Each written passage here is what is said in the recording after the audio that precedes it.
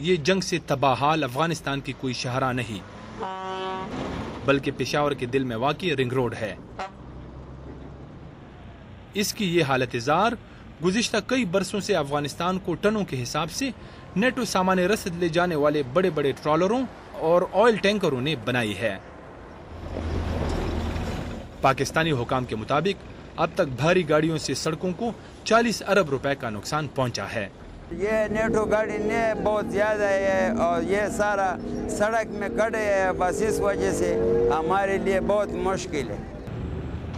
اگر ایک طرف اس رسد کی معطلی سے نیٹو گاڑیوں کا رش کم ہو گیا ہے تو دوسری طرف سامان کی ترسیل سے منسلک کئی افراد مالی بدحالی کا بھی شکار ہو گئے ہیں۔ نیٹو کی وجہ سے جو ہے نا گاڑیاں بڑی زیادہ بنی ہوئی تھی، لوگوں نے کافی گاڑیاں زیادہ بنائی ہوئی تھی، ابھی قسطوں پہ انہوں نے خریدی ہوئی تھی، تو یہ کہ ابھی جو گاڑیاں بھی جو ہے نیٹو کی سپلائی بند ہو گئی ہے، اس کی وجہ سے جو ہے نا مال کم ہے، گاڑیاں زیادہ ہے، تو اس کی وجہ سے کرایہ جو ہے نا وہ کم ہو گئے ہیں، تو کس بھی صحیح ادا نہیں کر سکتے، جو ہے نا مزدوروں کو بھی پیسے نہیں دے سکتے، ابھی جو ہے نا ڈرائیور کو بھی پیسے نہیں مل رہے، تنخواہیں نہیں مل رہے۔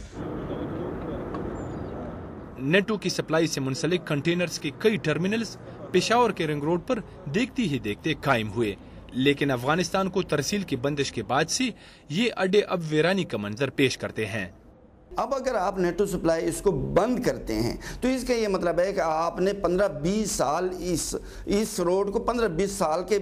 پیچھے لے گیا، تو 15-20 سال پہلے جو لوگوں کی حالت تھی 15-20 سال وہ وہی ہو جائے گی۔ یہ اس روڈ پہ کوئی رات کو جا نہیں سکے گا، لوگ جو بزنس کو آئے تھے وہ واپس مڑ کے چلے جائیں گے۔ نیٹو سپلائی کی دوبارہ بحالی اب بظاہر چند دنوں کی بات ہے، جس سے پشاور کے رنگ روڈ پر ایک مرتبہ پھر غیر معمولی دباؤ کا آنا لازمی ہے۔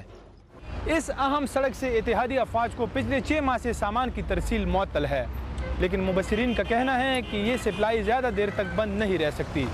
کیونکہ پاکستان نہ تو مزید امریکی ناراضگی مول لے سکتا ہے اور نہ نیٹو سپلائی کے بدلے ملنے والی باری معاوضے کو ٹکرایا جا سکتا ہے۔ رفعت اللہ اورکزئی، BBC پشاور۔